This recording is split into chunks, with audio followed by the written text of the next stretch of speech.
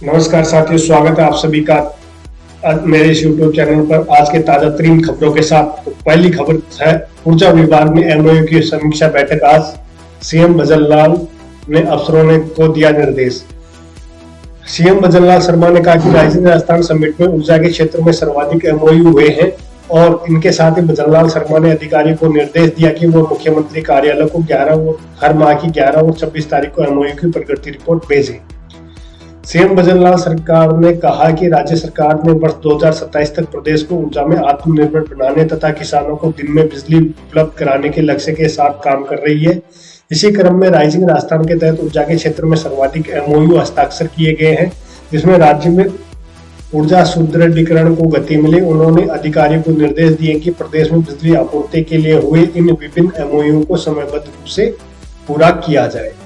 अगली खबर है कि इंडियन आर्मी की डेयर डेविल्स ने रचा इतिहास, सबसे ऊंचे मानव पिरामिड का बनाया वर्ल्ड रिकॉर्ड। भारतीय सेना की motorcycle rider display team Daredevils ने अब तक 33 विश्व रिकॉर्ड अपने नाम किए हैं। भारतीय सेना की मोटरसाइकिल राइडर डिस्प्ले टीम ने डेयर डेविल्स ने 20 जनवरी 2025 को नई दिल्ली में कर्तव्य पथ पर चलती मोटरसाइकिलों पर सबसे ऊंचे मानव पिरामिड का विश्व रिकॉर्ड बनाकर एक असाधारण उपलब्धि हासिल की। बता दें कि 20.4 फीट की ये संरचना और साइकिलों पर 40 पुरुषों युक्त इस फॉर्मेशन ने विजय चौक से इंडिया गेट तक कर्तव्य पथ पर 2 किलोमीटर की दूरी तय की। अगली खबर निकल के आ रही है, भारत में धर्मांतरण रोकने का मास्टर प्लान तैयार, पंडित धीरेन्द्र शास्त्री बना रहे हैं विशेष सेना। बागेश्वर धाम के पीठाध्यक्ष पंडित श्री धीरेन्द्र शास्त्री देश भर में धर्मांतरण रोकने के लिए बागेश्वर सेना का गठन करने जा रहे हैं। देश भर में आदिवासियों को इस सेना से जोड़ने का काम किया जाएगा।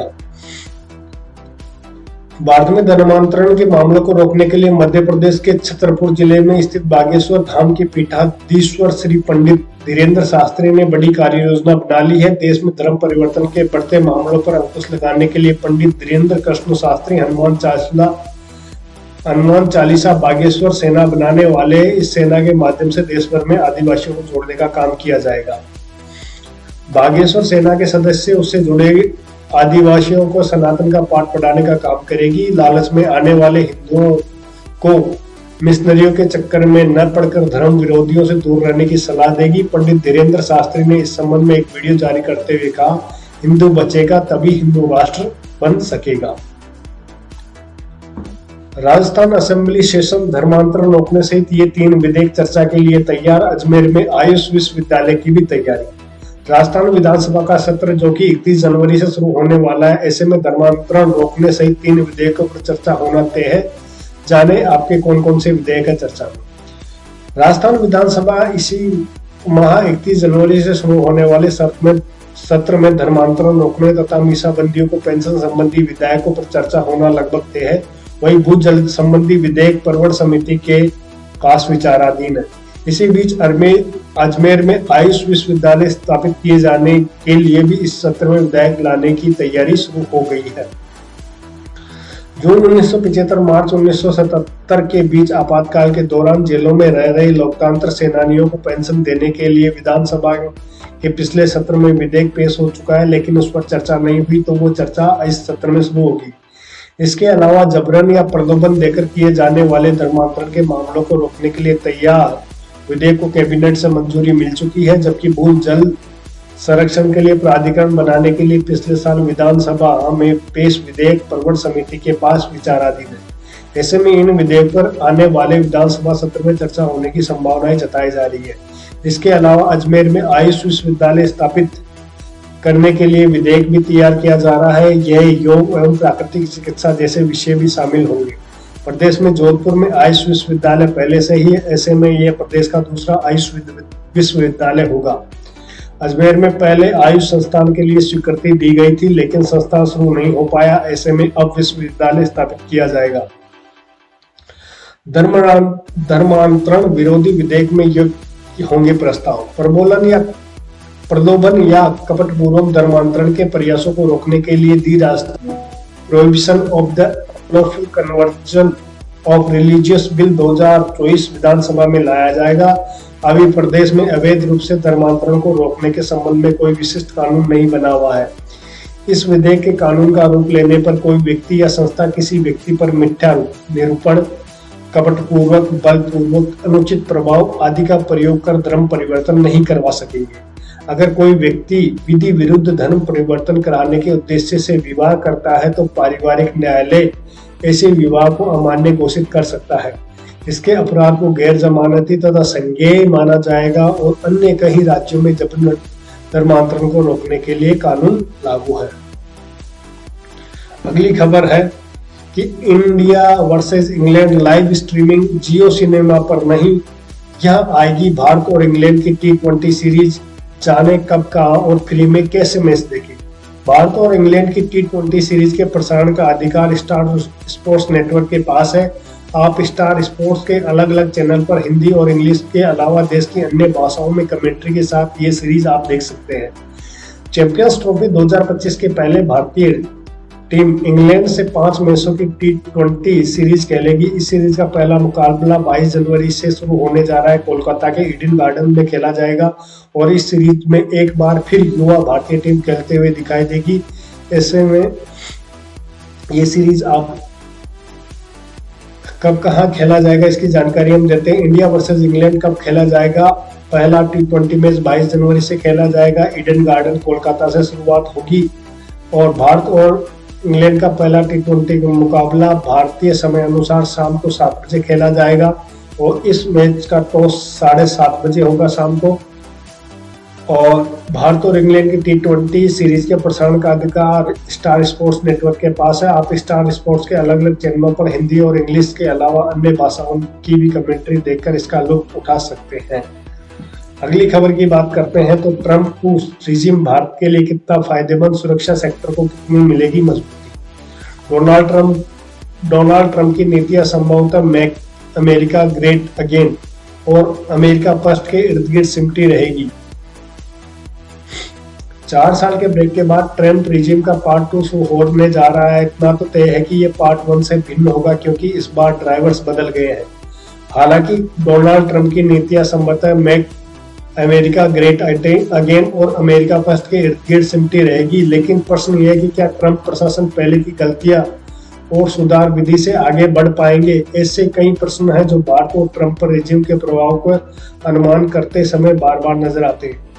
सुरक्षा सेक्टर को मिलेगी मजबूती। डिफेंस और स्ट्रेटजी की दृष्टि से देखें तो सबसे महत्वपूर्ण भारत के अमेरिका के साथ वो 4 फाउंडेशन एग्रीमेंट है जो भारत और अमेरिका के मद्देनजर स्ट्रेटेजिक पार्टनर की हैसियत तक लाए हैं। इनमें से 3 पर डोनाल्ड ट्रंप के कार्यकाल में ही हस्ताक्षर हो चुके थे।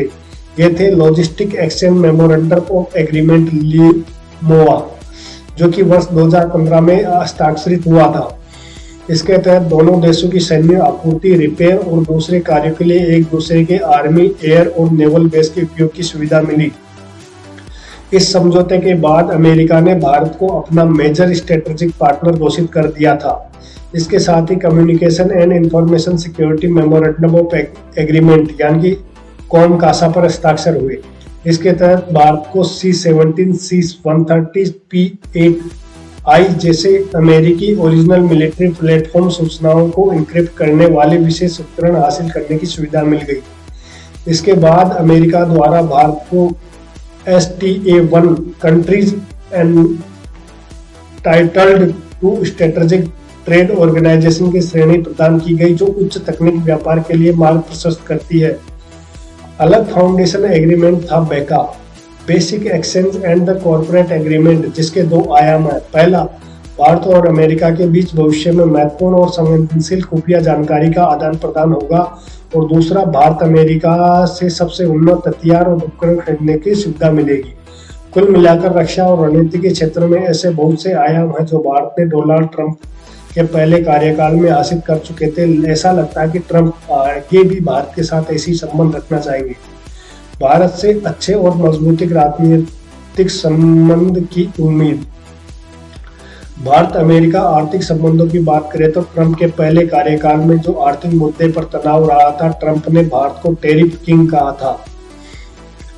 उन्होंने यह आरोप लगाया था कि भारत अमेरिकी उत्पादकों पर भारी भरकम आयात शुल्क लगाकर यानी कि कस्टम ड्यूटी लगाकर अमेरिकी व्यापार को घाटे में दे रहा है। ट्रंप के नए कार्यकाल में इमिग्रेशन और H-1B वीजा को लेकर नीतियां सख्त हो सकती है। साथ ही वे चीजों के आयात की जगह उसके लोकलाइजेशन पर ज्यादा जोर दे रहे हैं ताकि अमेरिका में रोजगार पैदा किया जा सके और पैन अमेरिकनिज्म को मजबूती दी जा सके। इसका प्रभाव भारतीय आईटी कंपनियों पर पड़ सकता है। भारत में इलेक्ट्रॉनिकल व्हीकल्स यानी कि ईवी बाजार पर भी प्रभाव पड़ने की आशंका है। दरअसल एलन मस्क लंबे समय से भारत के ईवी मार्केट में एंट्री करना चाह रहे थे, लेकिन इसलिए ऐसी संभावना है कि ट्रंप प्रशासन टैरिफ वार के सहारे उन्हें भारत में प्रवेश दिलाने की कोशिश करेगा। यदि ऐसा हुआ तो भारत के ईवी बाजार में पहले से मौजूद कंपनियों को तगड़ा झटका लग सकता है। टेलीकॉम और इंटरनेट सेक्टर पर भी ऐसा असर होने की संभावना है।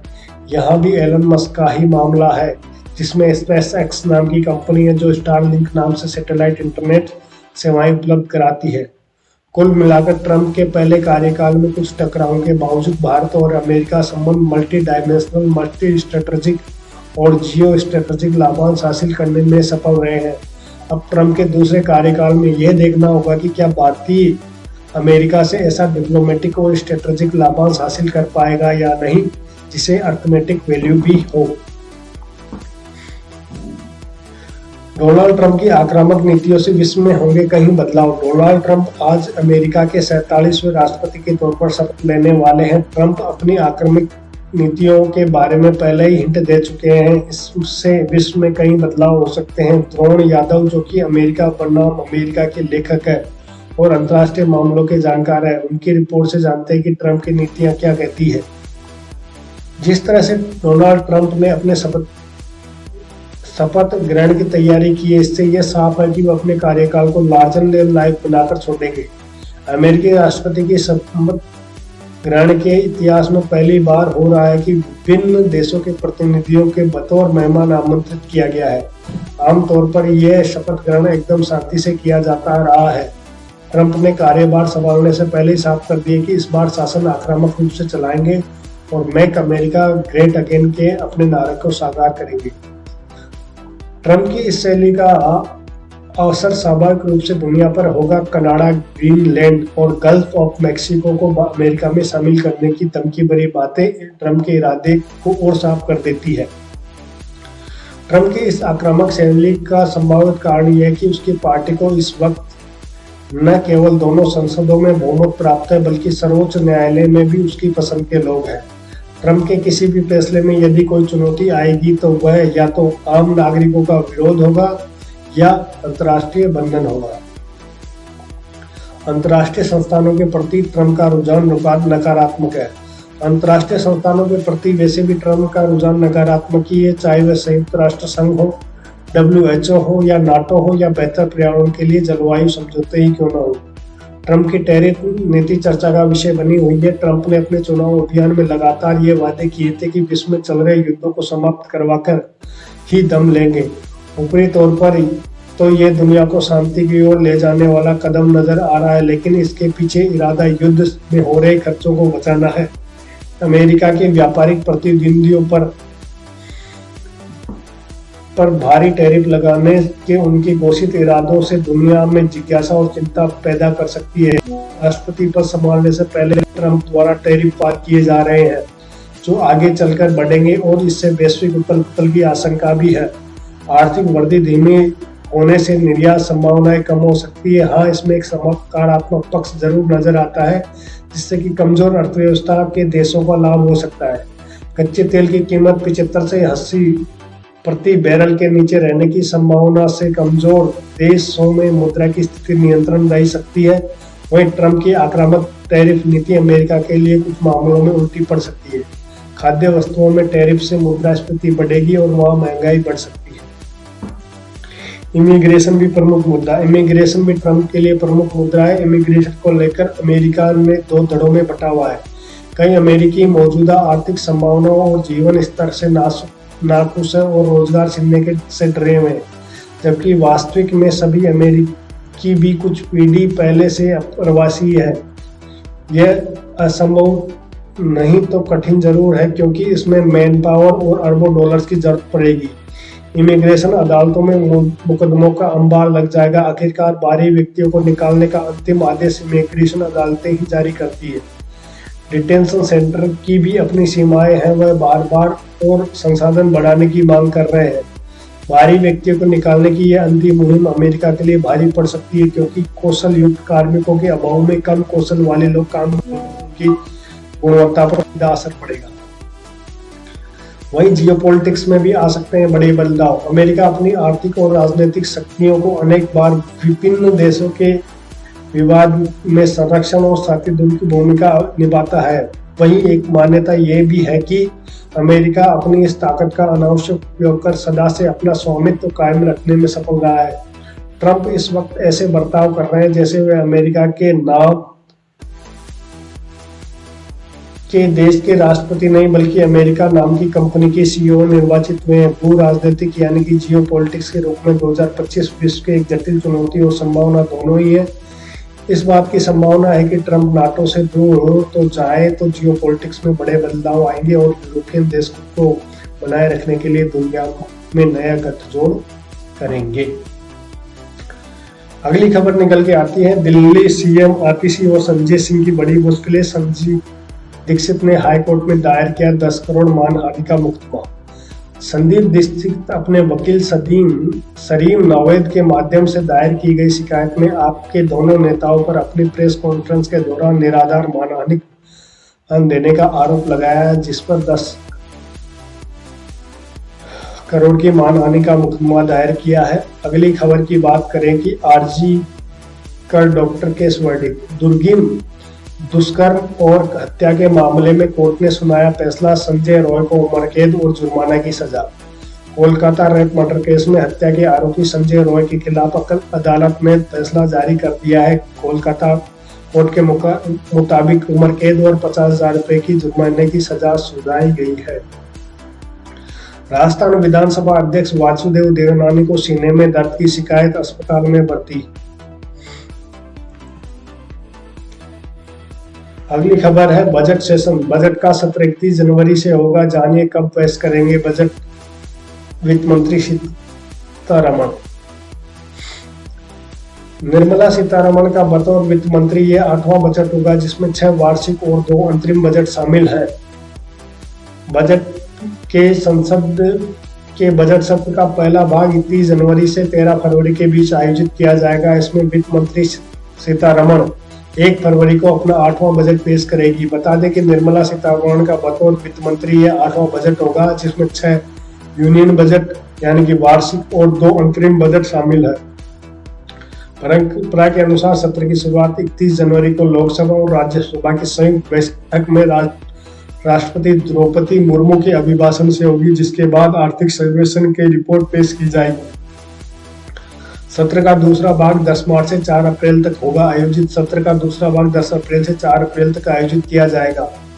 बता दें कि सेशन का पहला भाग राष्ट्रपति के अभिभाषण पर धन्यवाद प्रस्ताव पर दोनों सदनों में बहस के साथ होता है और सदन के दोनों सदनों में प्रधानमंत्री के उत्तर के साथ समाप्त होता है। वित्त मंत्री निर्मला सीतारमण करीब सुबह 11 बजे सदन में आएंगी और इस समय बजट पेश करने की अपनी परंपरा जारी रखेगी। केंद्रीय बजट 2025 आने वाले वर्षों में भारत की इकोनॉमी के आकार देने में महत्वपूर्ण साबित होगी। और आप पत्रिका.com या अपने डीडी न्यूज पर जाकर इसका लाइव प्रसारण देख सकते हैं। 8वें वेतन आयोग के गठन को मंजूरी मिली। बजट से पहले केंद्रीय मंत्रिमंडल ने केंद्रीय सरकारी कर्मचारियों के वेतन और पेंशनधारियों के भत्तों में संशोधन के लिए 8वें वेतन आयोग 8th पे कमीशन को गठन को मंजूरी देती है। केंद्रीय मंत्री अश्विनी वैष्णव ने कहा कि प्रधानमंत्री नरेंद्र मोदी की अध्यक्षता में हुई मंत्रिमंडल की बैठक में 8वें वेतन आयोग का गठन का निर्णय किया गया। मंत्री ने यह बताया कि आयोग के अध्यक्ष और 2 सदस्यों की नियुक्ति जल्दी की जाएगी। 8वां वेतन आयोग केंद्रीय कर्मचारियों को सैलरी बढ़ोतरी हो जाएगी। बजट 2025 से सैलरी क्लास में इनकम टैक्स में राहत मिलने की उम्मीद है। केंद्रीय बजट में अमृत काल के तहत विकसित भारत के थीम पर ध्यान केंद्रित किए जाने की उम्मीद है। राजस्थान बजट 2025 आम जनता को बजट में चिकित्सा और स्वास्थ्य क्षेत्र में मिल सकता है बड़ा तोहफा, सीएम भजन लाल साहब ने दिए संकेत। आम जनता को बजट में चिकित्सा एवं स्वास्थ्य क्षेत्र में मिल सकता है बड़ा तोहफा। सीएम भजन लाल शर्मा ने कहा कि चिकित्सक संवेदनाओं के साथ कर्तव्य का निर्वहन करते हुए स्वस्थ राजस्थान की हमारी संकल्पना को साकार करने में अहम भागीदारी निभा रहे हैं। प्रदेशवासियों को बेहतर चिकित्सा और सुविधाएं उपलब्ध कराना हमारा सर्वोच्च प्राथमिकता है। हम अपनों स्वस्थ राजस्थान की संकल्पना पर काम करते हुए उत्कृष्ट खुशहाल राजस्थान बनाने के लिए प्रतिबद्ध है। सीएम भजन लाल ने यह भी कहा कि चिकित्सा अपने क्षेत्र में विशेषज्ञ है, चिकित्सक अपने क्षेत्र में विशेषज्ञ है और आगामी बजट के लिए इनके द्वारा दिए गए सुझाव आमजन के लिए लाभकारी है। अगली खबर आ रही है कि राज्य सरकार के कर्मचारियों को मिलेगी गुड न्यूज, राज्य बजट में मिल सकती है कई बड़ी नई सौगात। बजट से पूर्व किया संवाद। मुख्यमंत्री कार्यालय में कर्मचारी संघों के साथ बजट पूर्व संवाद को संबोधित कर रहे थे। उन्होंने सरकार और कर्मचारी का संबंध प्रकट करते हुए कहा कि राज्य की 8 करोड़ जनता की आशा और आकांक्षा को पूरा करने में कर्मचारी की महत्वपूर्ण भूमिका होती है। उन्होंने कहा कि गत 1 वर्ष में राज्य सरकार ने राज्य में बिजली पानी की प्राथमिकताओं को समझते हुए अनेक निर्णय लिए। ईआरसीपी, यमुना जल समझौता, देवास परियोजना सहित विभिन्न योजनाओं से जहां तक कि राज्य में जल की आपूर्ति बढ़ी है, वही किसानों को 2027 तक दिन में बिजली देने के लक्ष्य को लेकर राज्य में राजस्थान में ऊर्जा के क्षेत्र में कई महत्वपूर्ण एमओयू साइन किए। राज्य सरकार प्रदेश को उत्कृष्ट और विकसित राजस्थान बनाने के संकल्प के साथ काम कर रही है। कर्मचारियों को इतने फैसले लेगी भजन सरकार।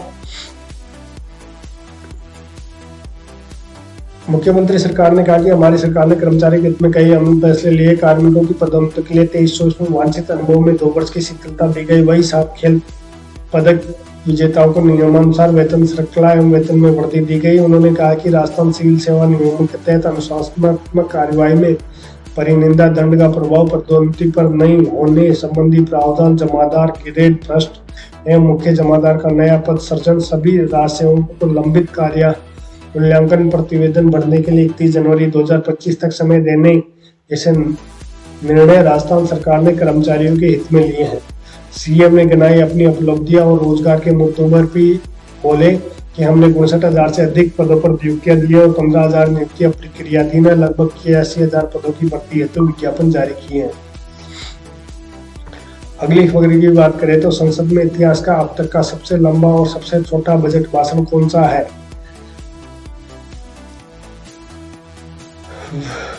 1 फरवरी को केंद्रीय बजट 2025 पेश करेंगे। निर्मला सीतारमण का यह 8वां बजट होगा। इससे पहले अंतरिम बजट होगा।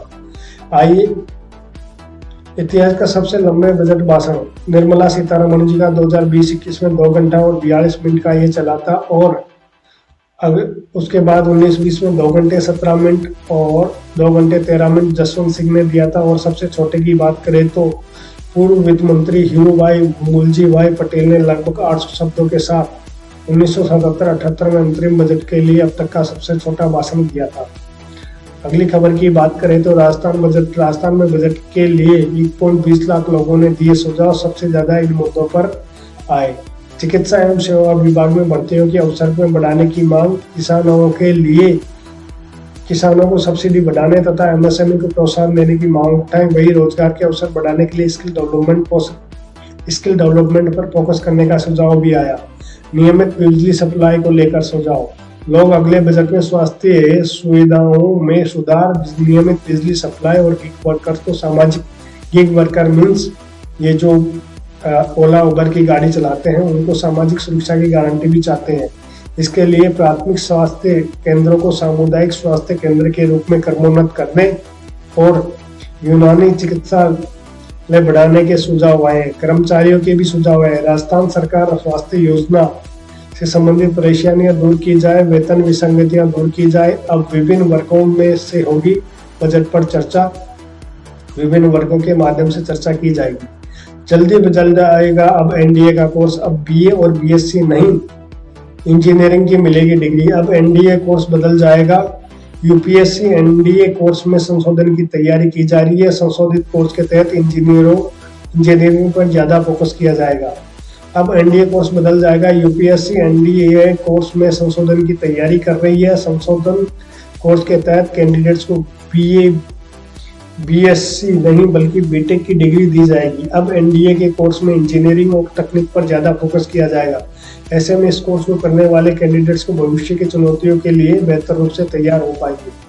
मिली जानकारी के अनुसार 2026 में संशोधित कोर्स में पढ़ाई होगी। एनडीए कोर्स के लिए दो विकल्पों पर विचार किया जाएगा, पहला बीटेक, दूसरा बीएससी की डिग्री और दूसरी सीमित संख्या में बीए की डिग्री।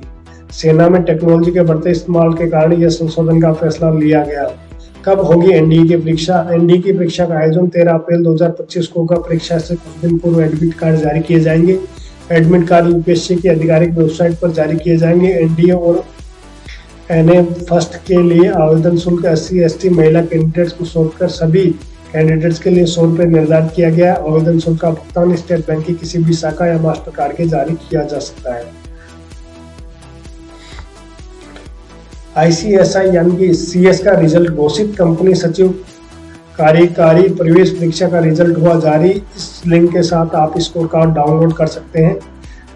भारतीय कंपनी सचिव संस्थान ICSI ने अब कंपनी सचिव कार्यकारी प्रवेश परीक्षा CSEET जनवरी 2025 के परिणाम जारी कर दिए हैं। उम्मीदवार इस परीक्षा में शामिल अपना रिजल्ट आधिकारिक वेबसाइट ICSI.edu पर जाकर देख सकते हैं और डाउनलोड कर सकते हैं।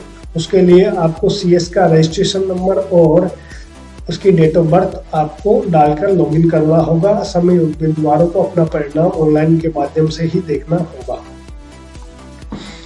भेल ट्रेनी रिक्रूटमेंट 400 पदों के लिए निकली वैकेंसी। इस तारीख से शुरू हो सकते हैं आवेदन। 20 जनवरी 2025 को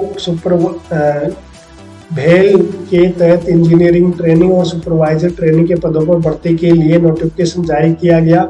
भारत हेवी इलेक्ट्रॉनिक लिमिटेड के तहत इंजीनियर ट्रेनिंग और सुपरवाइजर ट्रेनिंग के पदों की भर्ती के लिए आज यानी कि 20 जनवरी 2025 को नोटिफिकेशन जारी किया गया। ये 1 फरवरी से रजिस्ट्रेशन शुरू होंगे। रजिस्ट्रेशन की प्रक्रिया शुरू होने के साथ कैंडिडेट्स इस भर्ती के लिए अप्लाई कर सकते हैं। पदों की विवरण में बात करें तो इंजीनियर ट्रेनिंग में मैकेनिकल के 70 पद हैं, इलेक्ट्रिकल के 25 पद, सिविल के 25, इलेक्ट्रॉनिक के 20, केमिकल के 5, मेट्रोलॉजी के 5। वहीं सुपरवाइजर ट्रेनिंग की बात करें तो मैकेनिकल के 140, इलेक्ट्रिकल के 55, सिविल के 35 और इलेक्ट्रॉनिक के 20 वैकेंसी। आपको आवेदन करने के लिए careers.bhel.in पर जाएं और यहाँ होम पेज पर रिक्रूटमेंट और ये डिटेल जानकारी आप यहाँ से जाके आधिकारिक वेबसाइट पे आप पता कर सकते हैं। अगली खबर की बात करें तो इन युवाओं को बंद हो जाएगा बेरोजगारी भत्ता। अलवर जिले में 473 युवाओं को बेरोजगारी भत्ता बंद हुआ क्योंकि इंटर्नशिप के दौरान भौतिक सत्यापन में ये युवा संबंधित कार्यस्थल पर अनुपस्थित पाए गए। इनके कारण इनका बेरोजगारी भत्ता बंद किया जाएगा। नागौर और डीडवाना कुचामन जिले के 23 स्कूलों को बड़ी स्कूलों में मर्ज करने की स्वीकृति। शून्य नामांकन, कम नामांकन और एक ही परिसर या पास ही संचालित होना बताया गया कारण। प्रदेश के 260 सरकारी स्कूलों को किया जाएगा मर्ज। शिक्षा विभाग ने जारी की सूची। संसद सहित अन्य जनप्रतिनिधियों ने भी जताया विरोध। इस राज्य में ओडिशा राज्य में SI की कई पदों पर भर्ती निकली है। आज से आवेदन शुरू हो गए हैं और 20 जनवरी से आवेदन किए जाएंगे। इस भर्ती के माध्यम से कुल 933 पद भरे जाएंगे और आवेदन की लास्ट तारीख 10 फरवरी 2025 है। आवेदन की लास्ट तारीख 10 फरवरी 2025 रखी गई। आवेदन करने के लिए आधिकारिक वेबसाइट odishapolice.gov.in पर जाकर भर सकते हैं और इसके लिए उम्र की सीमा न्यूनतम 21 वर्ष, अधिकतम 25 वर्ष होनी चाहिए। हालांकि आरक्षण के अनुसार उनमें उम्र में छूट दी गई है। राजस्थान के 45,537 गाँव 29 जनवरी को रहेंगे बंद। शहरों में नहीं पहुंचेगा दूध, फल और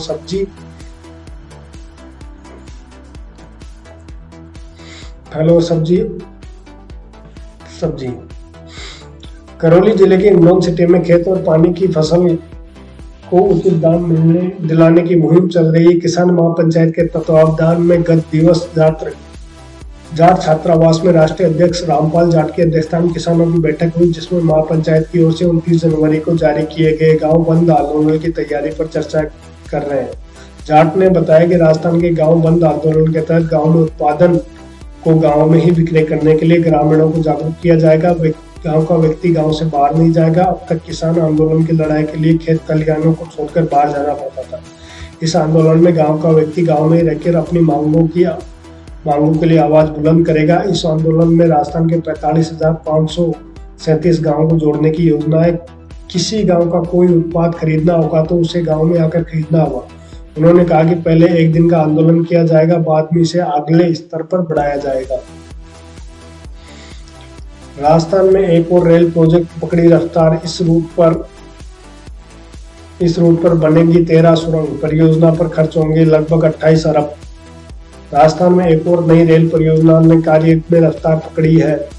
इस नए रूट पर चलने से शक्तिपीठ अंबाजी जाने वाले श्रद्धालुओं को काफी फायदा होगा। Rail line project Abu road Sirohi Ambaji Abu road Taranga hill नई रेल परियोजना के कार्य ने तेजी पकड़ ली है। करीब 28 अरब की 116.65 किलोमीटर लंबी इस परियोजना के अंतर्गत उधमपुर कटरा रेल लाइन परियोजना सुरंगों के निर्माण NATM new Austrian tunnelling method तकनीक से होगा। गुजरात के शक्तिपीठ अंबाजी से होकर गुजरने वाले रेल मार्ग पर 13 सुरंगें बनेगी।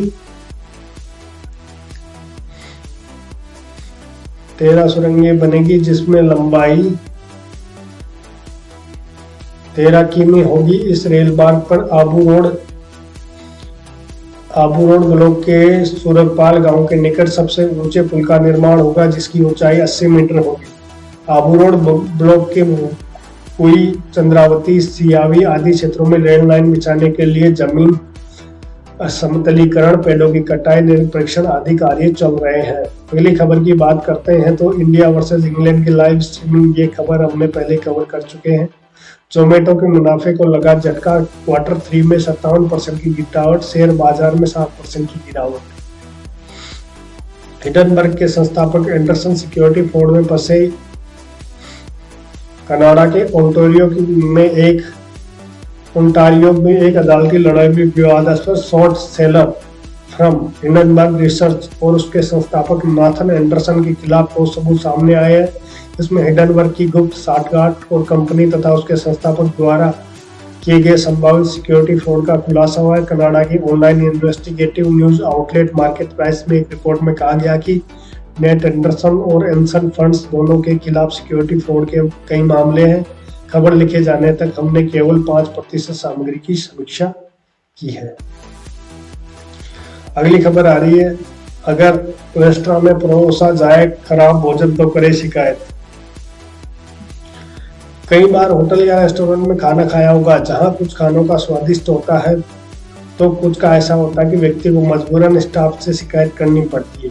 अगर परोसे गए खाने में आपको कीड़ा या फफूंद दिखाई देता है तो आप इसकी शिकायत दर्ज करा सकते हैं। अगर आपको रेस्टोरेंट का खाना पैक करवाते हैं और होटल के स्टाफ उसकी पैकिंग सही से नहीं करता या फिर वहां पर खाने की जानकारी सही नहीं लिखी है तो इस स्थिति में आप रेस्टोरेंट के खिलाफ शिकायत दर्ज करा सकते हैं।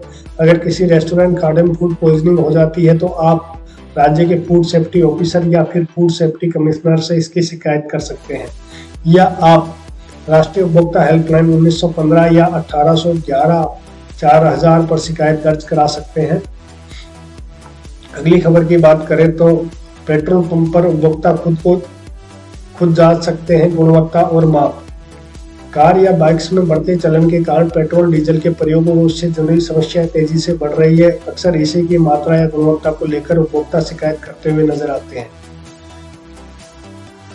इसके लिए सभी पेट्रोल पंप पर यह सुनिश्चित किया गया है कि उपभोक्ता और पेट्रोल डीजल की गुणवत्ता व मात्रा को मौके पर ही जांच कर सके। माप की जांच के लिए पेट्रोल पंप पर एक 5 लीटर का स्टैंडर्ड माप रखा जाता है जिससे पेट्रोल डीजल की मात्रा माप सकते हैं। इसी प्रकार लिटमस पेपर के माध्यम से पेट्रोल की गुणवत्ता भी मौके पर जा सकते हैं। पेट्रोल पंप पर उपभोक्ता के लिए वाहनों पर हवा भरने की निःशुल्क व्यवस्था, शौचालय, पीने की पानी की व्यवस्था करना भी जरूरी है। साथ ही फर्स्ट एड चिकित्सा सुविधा भी उपलब्ध होनी चाहिए। पेट्रोल पंप के संबंध में शिकायत के लिए अधिकारी का नाम, मोबाइल नंबर प्रदर्शित किया जाना भी जरूरी है। इस संबंध में उपभोक्ता हेल्पलाइन, संबंधित कंपनी, लीगल मेट्रोलॉजी विभाग तथा उपभोक्ता आयोग में शिकायत दर्ज करा सकते हैं। अगली खबर की बात करें तो शेयर मार्केट टुडे बढ़त के साथ खुला शेयर बाजार, 200 अंक उछला। सेंसेक्स, विप्रो, कोटक बैंकों में शेयरों में जबरदस्त तेजी। तो ये थी आज की खास खबरें, और आशा करता हूँ कि आपको खबरें पसंद आई होगी, और इसी प्रकार आप ताज़ा तरीन खबरों से अपडेट करने के लिए जुड़े रहिए हमारे साथ, और इस चैनल को सब्सक्राइब कर लीजिए अगर आपको ताज़ा तरीन खबरों से जुड़े रहना है।